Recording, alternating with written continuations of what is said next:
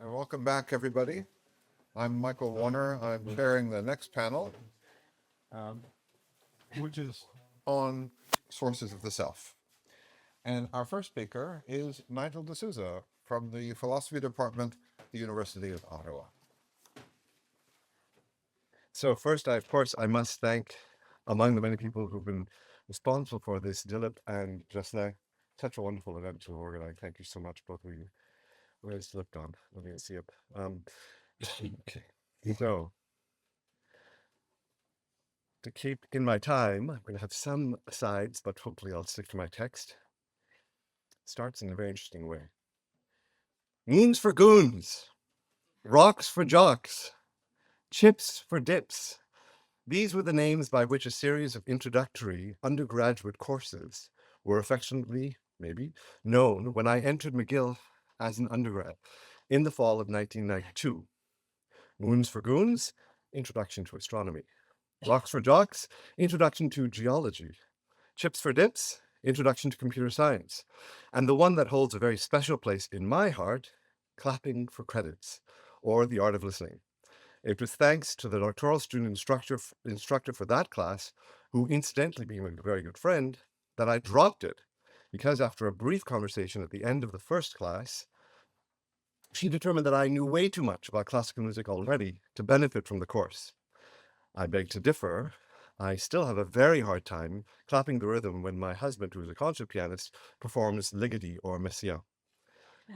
In any case, as a result of being booted out of clapping for credits, I ended up in the famous Political Theory 231D, which was mostly co-taught by two professors who would become my lifelong mentors, James Tully and Charles Taylor, all of whose courses, both of them, in moral and political philosophy, ended up taking during what was supposed to be a joint honors degree in history and economics.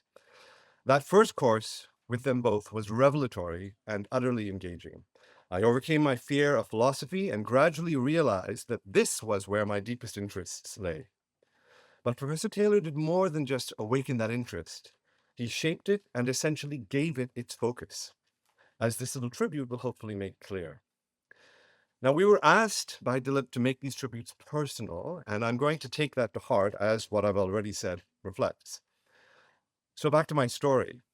As I became increasingly enamored of Professors Tully and Taylor, and persuaded by what I felt was Professor Taylor's position in the liberal communitarian debate that we studied that fall, especially in his Cross Purposes article on the subject that took the debate to a wholly new, deeper level, I started to look into his profile and publications more, which in 1992 sadly couldn't involve simply Googling him, let alone having a ChatGPT 4.0 tell me or even better, hallucinate a story about his life and times.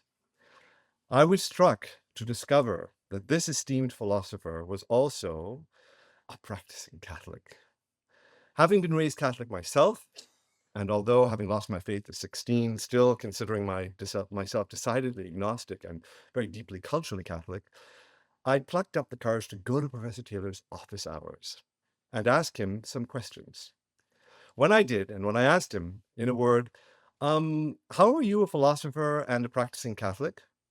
I was not prepared for him to turn the question right back on me and ask me what I thought. My 19-year-old self rattled off something about how in ancient times people took thunder and lightning to be signs of God, God is a projection, etc., etc., fully expecting Professor Taylor to intellectually blow me out of the water. Imagine my surprise when he responded enthusiastically, "Well, you may very well be right." A little confused now, I still pressed my question as to why he then was a believer, to which he simply replied, "I think it comes from a deep hunger within." That response has sat with me all these years, since I knew that Professor Taylor meant something far deeper than the obvious dismissive response of the unbeliever to such a claim could encompass. And when I followed up with a question about whether he had ever written on the subject, he said he hadn't really, except for sources of the self, quote, around the edges. Famous ending of the book, of course. During my time at McGill, Chuck would in fact turn to questions of religion, perhaps for the first time, and I remember realizing in hindsight that he canceled one of our classes on January 25th, 1996, to be precise, in order to give a talk that William has already referred to, in which he actually acknowledges his gratitude for the opportunity to speak precisely about philosophy and religion. I'm talking about A Catholic Modernity, the article that he gave, a presentation he gave at the University of Dayton, Ohio. Back to fall 1992, as there is an important postscript to my story.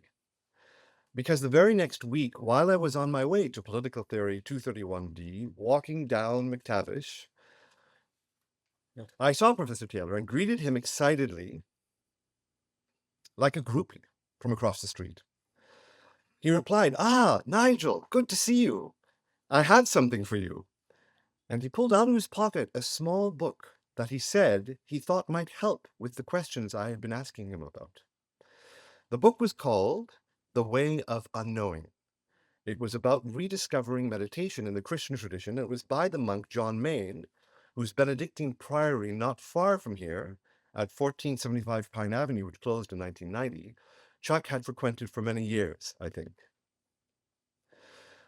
I shared this with you all, of course, in part because it is such a wonderful story to retell, showing not least Chuck's generosity of spirit and thoughtfulness, even towards a callow youth, one of 200 in his first year course. But I've also recounted it because it incarnates what I think is the deepest and most lasting influence Chuck has exerted on my life and my life's work. No, I'm not talking about some sudden epiphany and my becoming a born-again Roman Catholic. Sorry, Mom. Rather, I'm talking about the genuine openness I saw in Chuck to the many dimensions of human existence in ways that I thought were irreconcilable. And I think even if Chuck were not a believer, he would still take religious faith deeply seriously as a dimension of human existence. The following summer, I remember picking up The Malaise of Modernity and spending an entire summer reading that very short book and trying hard to understand it. I still recall struggling to make sense of terms like instrumental reason and disengaged self. That book, along with Sources of the Self, which I perused and took copious notes on daily the following summer in my favorite library in Toronto, the Hart House Library, both these books constituted, as it were, my introduction to philosophy and its history. And here's where that same influence struck not one, but many deep chords with me on an intellectual level. I will focus in what time I have left, and even then inadequately, on three major ones that I think are true for most of us, if not all of us, gathered here today. The first major intellectual influence, which I've just adduced, having to do with Chuck's openness to the many dimensions of human existence, I first felt on an intellectual level in the question of the right and the good. The first four chapters of Sources of the Self became almost biblical for me in their significance, and to this day I still discover new insights in them that I'd missed or wasn't properly receptive to before. The particular way in which Chuck argues there for the phenomenological and even ontological priority of the good over the right, especially with respect to what he dubs procedural moral theories like consequentialism and deontology, was deeply compelling for me. It was a powerful example of a basic aspect of his philosophical anthropology that exercised a profound influence on me. Namely, how he has always sought to do justice to the many dimensions of human existence and experience, and how he also refuses to make them fit some theoretical Procrustean bed that we are seduced to lie on by the flattering but false sense of understanding and control that it gives us. This is closely connected with the second fundamental way my work in philosophy has been shaped by Chuck. Instead of going along with certain kinds of theories and models in moral philosophy, or above all in epistemology, that hypostasize, or in Chuck's words, reify thinking or knowledge, that provide us with a theory that exhaustively captures what is going on when we make knowledge claims, that really, to quote Chuck, get to the bottom of what knowledge is, or of what is happening when we make moral claims. Chuck's approach is to continue the line of thinkers he admires, like Merleau-Ponty, Heidegger, and Wittgenstein, and to show the underlying conditions of possibility that make such reified theories both compelling to us, but also, for that very reason of not being self-conscious of their own conditions of possibility, ultimately unsatisfying and inadequate once we see the bigger picture, alone in the context of which those models make sense. This is what those first 4 chapters of Source of the Self do so brilliantly. They paint for us a rich and complex portrait of our moral phenomenology, strong evaluation, goods, hypergoods, constitutive goods, against whose background alone narrow procedural moral theories, with their own importance, make sense. Which, once we see and grasp this inescapable background, pulls the rug out from under the feet of these theories' claims to preeminence. In the bulk of Sources of the Self and its grand historical narrative of the 3 axes of meaning of reason, the affirmation of ordinary life, and romantic expression, Chuck engages in a kind of writing and style of writing that we encounter again in A Secular Age and most recently in Cosmic Connections. And here I turn to the final way Chuck's philosophy has been so significant for me. Let me be totally blunt here. This is a style of writing that reviewers have more than once referred to as woolly, as not very philosophical. I'm thinking even of the most recent review of Cosmic Connections in Commonville. Though that writer is very sympathetic to what Chuck is doing. In a way, all I want to respond when I hear such critiques is, my goodness, do you really think that a man who spent so much of his career thinking and writing about language, and who has just written 2 books on language, has not possibly thought about how he is expressing himself? Chuck has written works and articles in that precise analytic style. The Explanation of Behavior, his first book, is a fine example. But let me note here as an aside that he early on encouraged me not to read that book because, in his words, A, he was beating a dead horse, and B, almost apologetically, because he was compelled to write in that God-forsaken style by the conventions of the day in Oxford philosophy. But of course, we see Chuck embodying his version of this analytic style in many of his works, his 2 volumes of papers from 1985, Philosophical Arguments, 1995.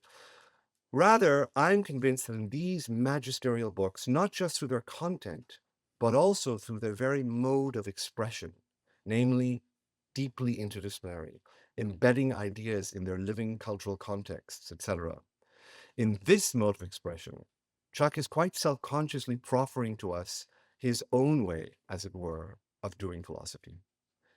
One that, while of course inimitably unique to him, still helps inspire us to all think of ways we can think and do philosophy differently, more adequately.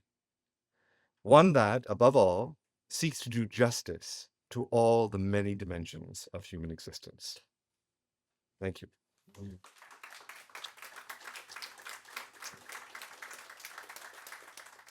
Our next speaker will be Natalie Stoljar from the philosophy department here at McGill.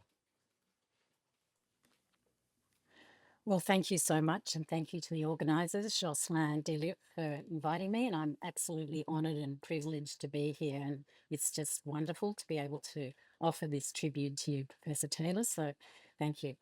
So I'm going to just talk a little bit about some personal reflections, and then a little bit about the influence of Professor Taylor's work on my own work in philosophy, such as it is. So just on the personal side, I actually feel a little bit cheated, sort of hearing all these stories about, the influence of Professor Taylor on people's professional development and personal things like, physical, where was that? The physical, the walking up the hill and all of that. I wish I'd had that advice as well. So yeah, I feel a little cheated because I haven't had that personal relationship with you, as you know. But what happened was that I heard so many stories about you from my spouse, Ian Gold, and I was always jealous of, his experience having such a wonderful mentor as an undergraduate. I didn't have that, I must admit, at the University of Sydney.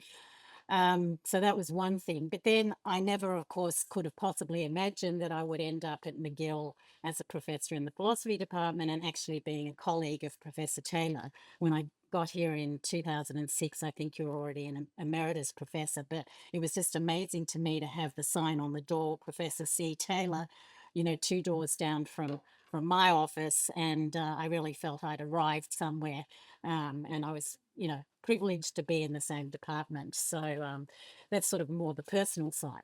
But on the professional side, I guess I didn't realize the kind of influence that Professor Taylor actually had on my thought until after I'd already worked a lot on this concept that I and my co-editor, Katrina McKenzie from another university in Australia called Relational Autonomy.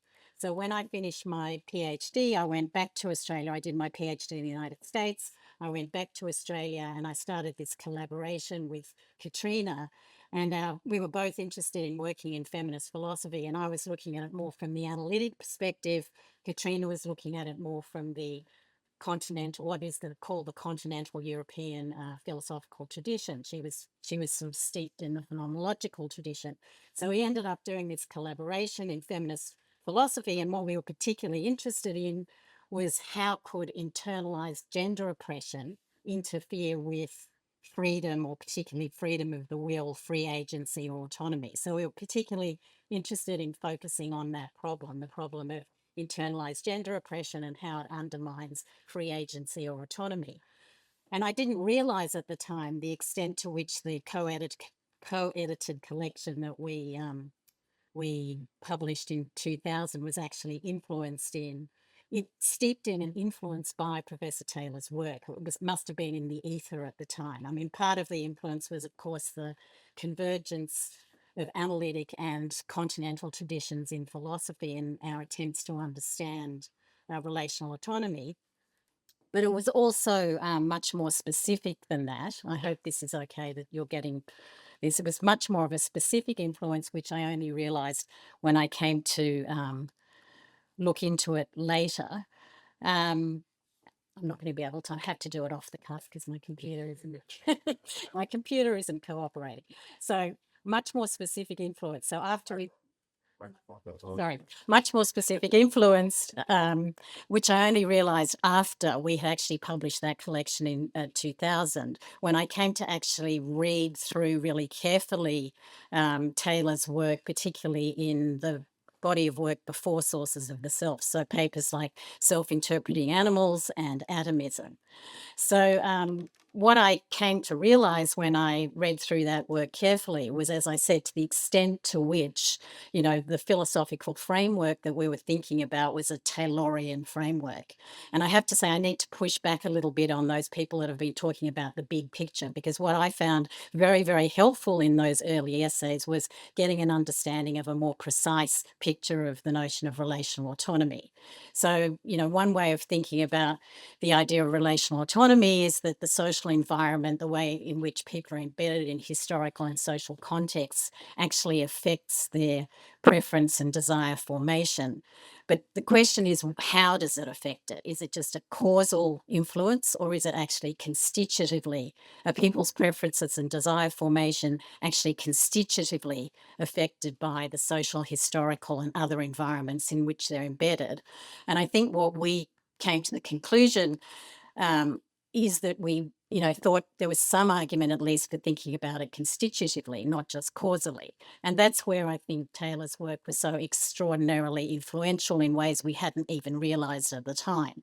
So when I came to look at it later, after we published that collection, I realized that in fact there were really interesting ways in Taylor's work of specifying this constitutive notion of relational autonomy. So I'm just going to finish by talking about the four themes in that work that we implicitly identified but hadn't really articulated.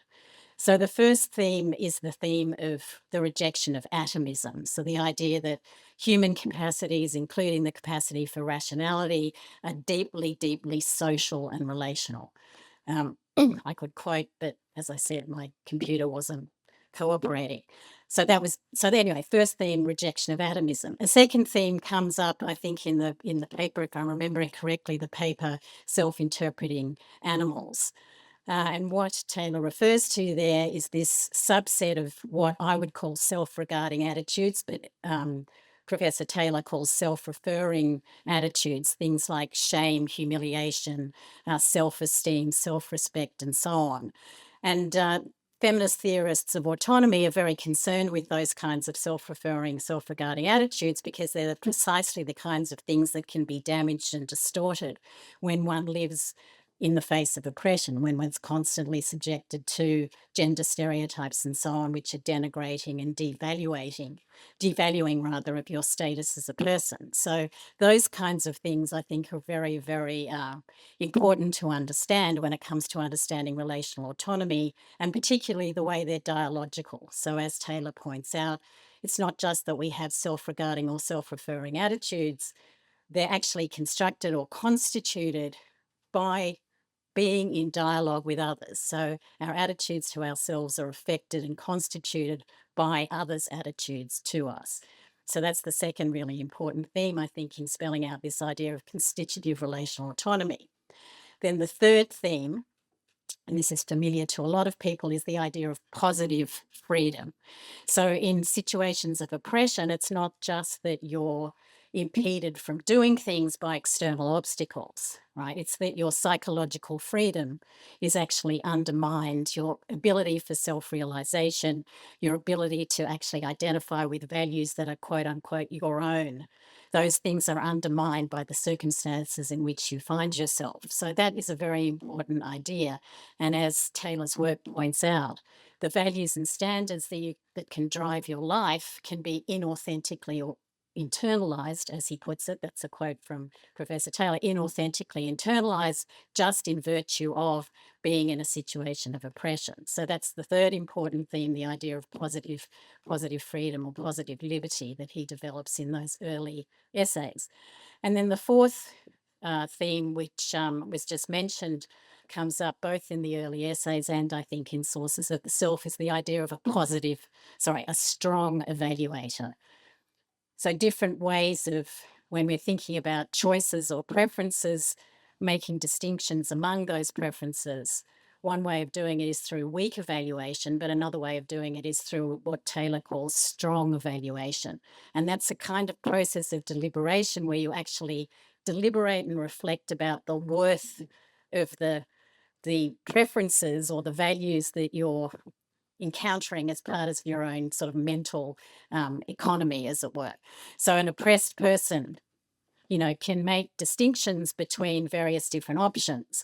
But the way to be autonomous or to engage in free agency or deliberation, that's the deliberation of a strong evaluator, is to actually reflect about the worth of those options or the significance or the value of those options. And it's only if you do that you're actually a strong evaluator or somebody who's going to have free agency, as opposed to a weak form of agency, which could be, infected by or interfered with by the external circumstances of oppression.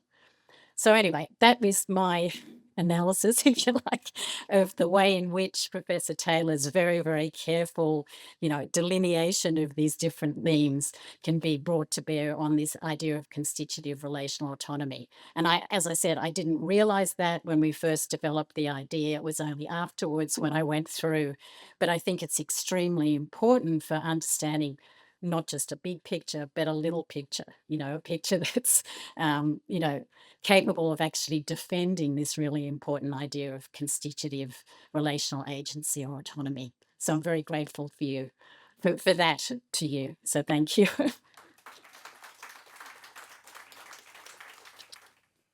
Thank you. And now our final speaker is Benjamin Lee from the New School.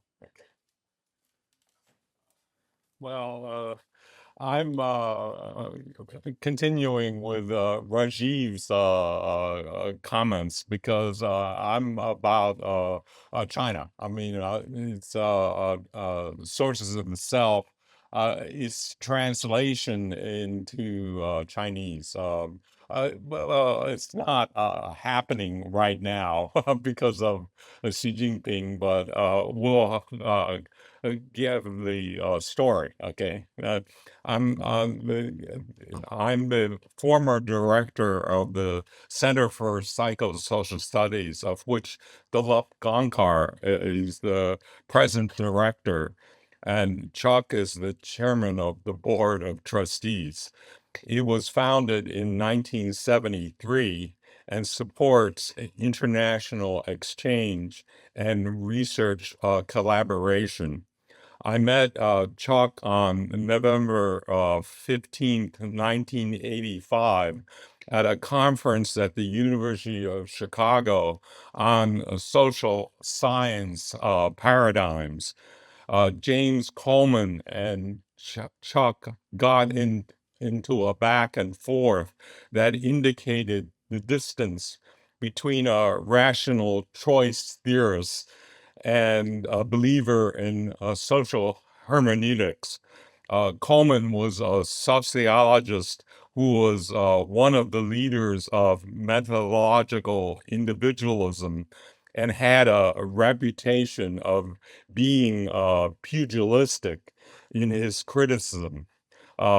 He joined Gary Becker and Jan Alster as rational choice theorists, and they had a deep influence on University of Chicago on sociology, economics, and political science departments. I was not enamored by game theory and saw Chuck as a refreshing antidote.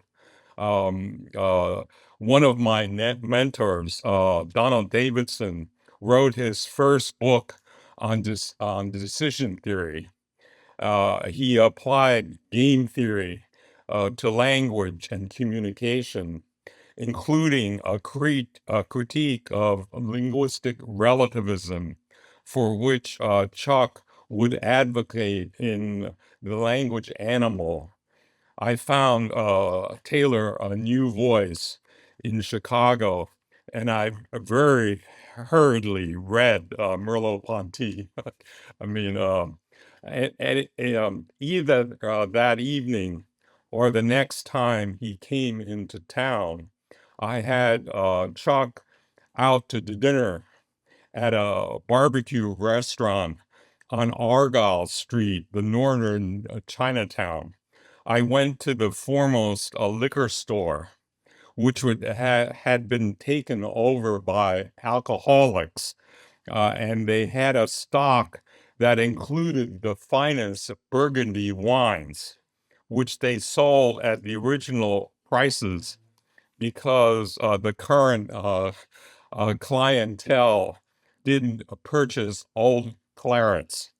If people know Chuck, he enjoys red meat and French red wine.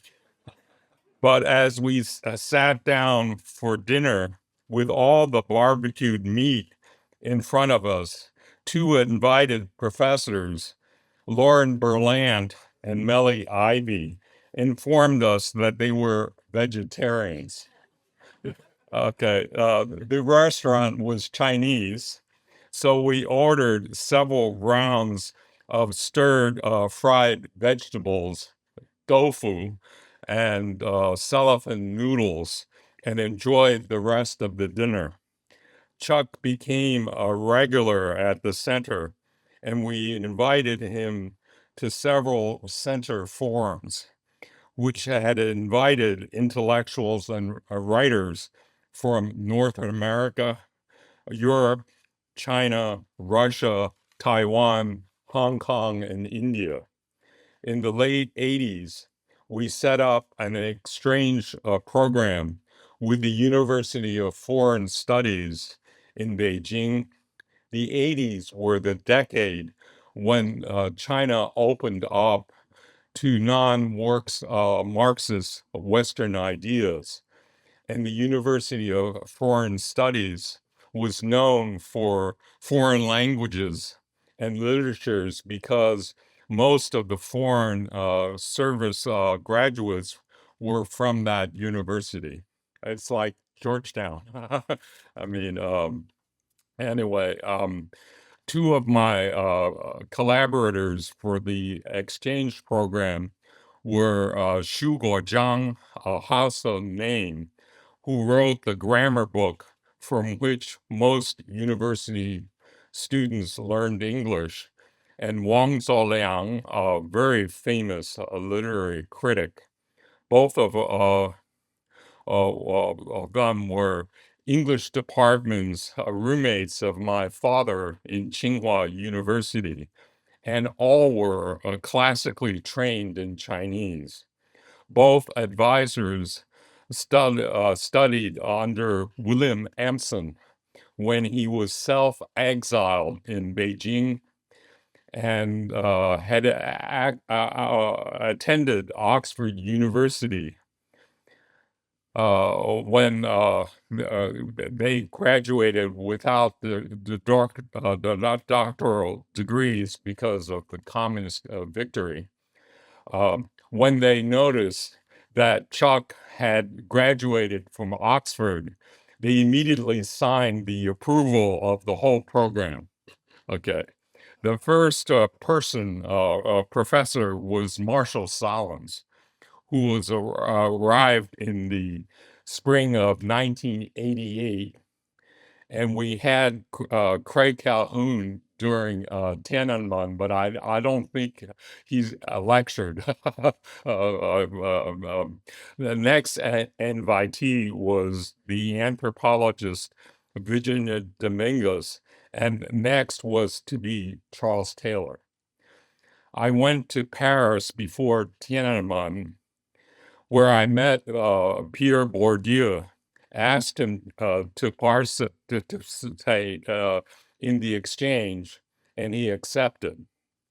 He asked me whether the demonstrations would work out. I replied that the May 4th demonstrations, millions of people turned out, and they were peaceful, and the party and the army were not inclined to act. Of course, I was wrong. Okay. He also said he had a dear friend that he might invite in our program as early as the fall of 1989. It was June. Okay. He was his old friend, classmate, Jacques Derrida. Of course, the program was closed by Tiananmen, and most of the PhD students of my advisors came to the United States and now, unfortunately, support Xi Jinping. Most of the students and young faculty thanked me for the lectures, and they were inspired to make similar efforts to give a Chinese history of the self. Okay, right away, I noticed that the sources of the self encouraged Chinese to make comparisons with Chinese subjectivity with Western tradition. One of my advisors said the only person that had enough knowledge of Chinese aesthetics and literature to write a Chinese version of the sources of the self was his mentor, Chen Zhongshu. Chen Zhongshu was a graduate of the English department of Tsinghua University and had also attended Oxford University. He was one of the leading Chinese literary scholars and preeminent as an expert on translation.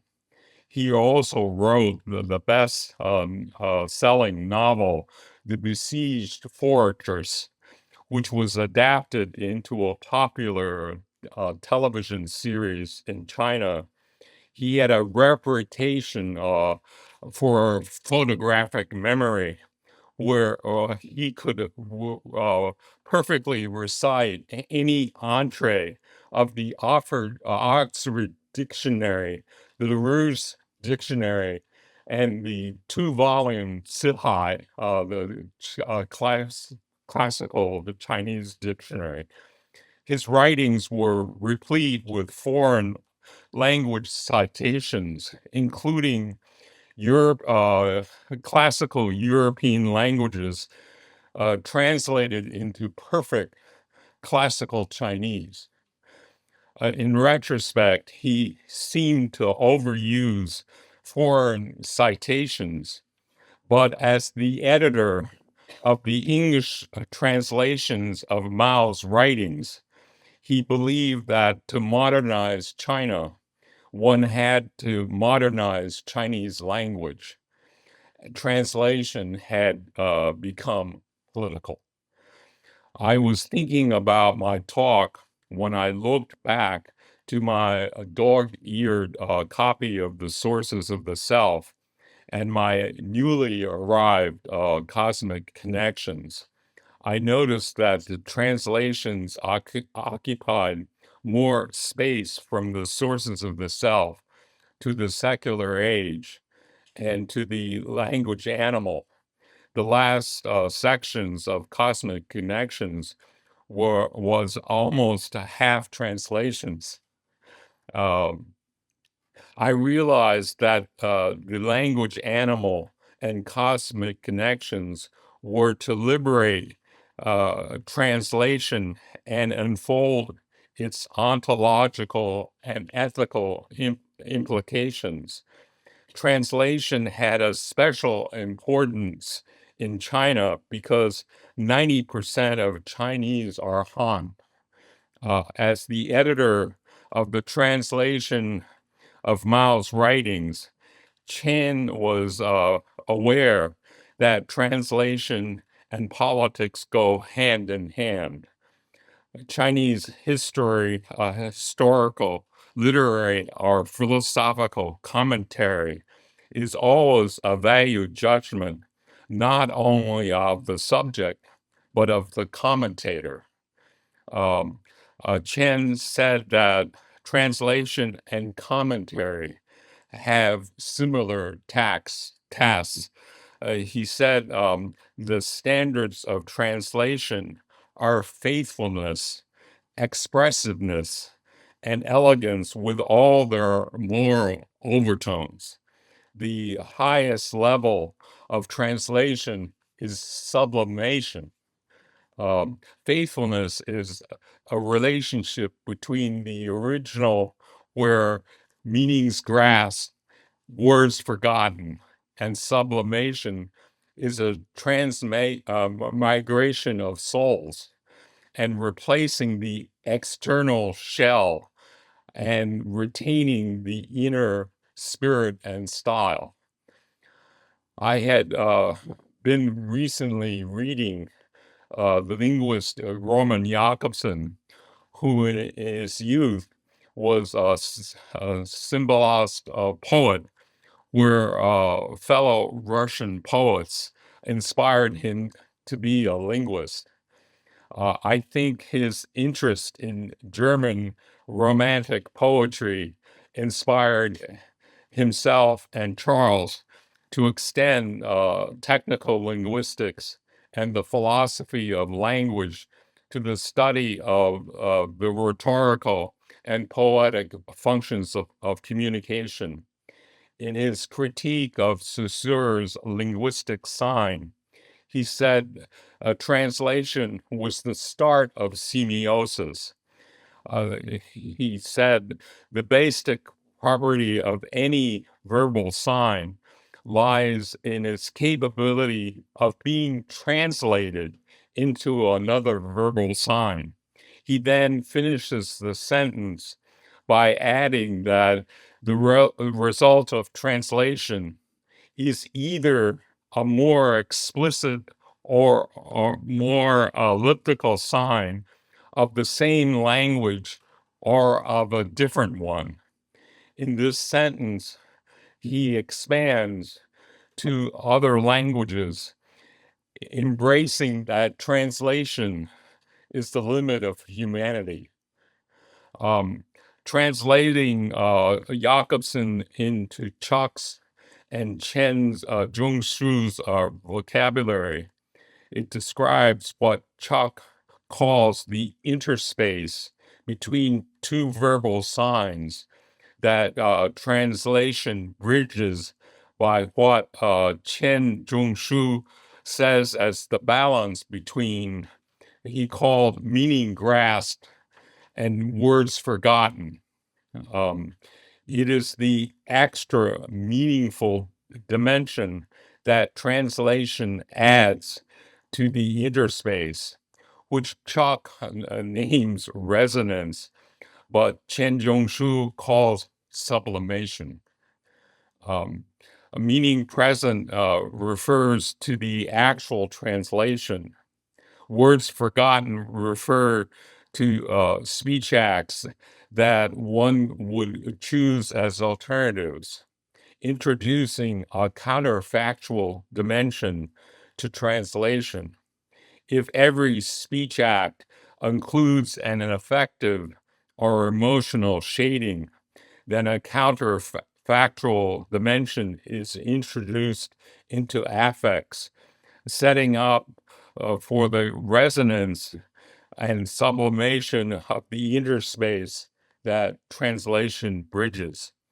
Readers of the trajectory from the sources of the self, the secular age, the language animal, and cosmic connections now realize that the inward turn and secularization are two Western temporary solutions to long-lasting cross-cultural problems of meaning and resonance. Thank you. And we seem to be operating on a pretty smooth schedule here, which gives us the same opportunity for the panelists to respond to one another. Would any of you like to take that opportunity now? You're welcome to come up here where you can be filmed and mic'd. Well, I'm Brandon Vaidyanathan. I'm an ordinary professor of sociology at the Catholic University of America. I owe a great debt of gratitude to Charles for a lot of my intellectual trajectory. A little over 20 years ago, I sent him a very long email. I was going through an existential crisis when I was a student at the École des Études Commerciales, HEC. I was a business student, struggling with courses in decision theory, finding it really very frustrating. And I just spent a few months reading through Source of the Self, and I'd sent Charles a long email trying to think through like how do I make choices about my academic career and so on, and his response was really, I want to read it very briefly. I won't read you the long letter. It was horrible, very embarrassing to look over it again. But here's what he said. He said, "Dear Brendan, thank you for your letter. It rang many bells with me, naturally on the level of ideas, but also in the experience you relate. That sense of despair and uncertainty somehow blended, if that's the right description, sounds familiar. I thought of a recent book I found very interesting and powerful. Paul Eli's The Life You Save May Be Your Own. It's about 4 American Catholic writers in the 20th century and their respective journeys. I mentioned this partly because it bucked me up to read it, partly because along with fiction, biography is a medium where you can think out these dilemmas and get insights you won't get elsewhere. Another possibility, do you know the work of John Mayne? So anyway, I want to thank you again for your letter. It always gives one courage to know that someone else is struggling with the same questions. Bon courage. And that was so deeply edifying for me. And very soon after, I found myself doing field work in India, in call centers, mapping out the hypergoods of the call center workers and trying to understand their various registers of evaluation and their search for fullness. And so a lot of my empirical work has been driven by your insights and categories, but on the personal front, this work on reading biographies and the introduction to various writers was personally also transformative, because it was in reading Walker Percy shortly after that I gained the insight that I had to propose to my then girlfriend. I was reading The Moviegoer and felt myself, this unmoored self, and found a recognition in this character that I had to tether myself to someone, otherwise I would float perennially. And so a lot of fascinating developments that I think owe themselves to your intervention. So thank you. I have to just add one postscript because of what Ian said earlier about the 3 critiques and having a reading course with you.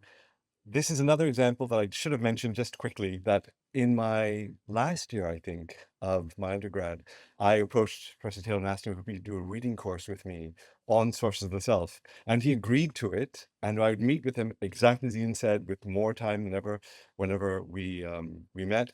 And I always remember Professor Taylor asking me things like, so, as you know, Meursault says in... I haven't read it. Oh, that's okay. This is what he says. And in The Devils, Dostoevsky said, I haven't read it. Oh, no, that's all right. Here, this is what he says. And I remember one time where I said, it's really extraordinary, your insight into how a science that's dealing with human nature shouldn't look for the kind of exactness that you can get in physics. And he started laughing and said to me, I'm very sorry, but that's not me. That's Aristotle.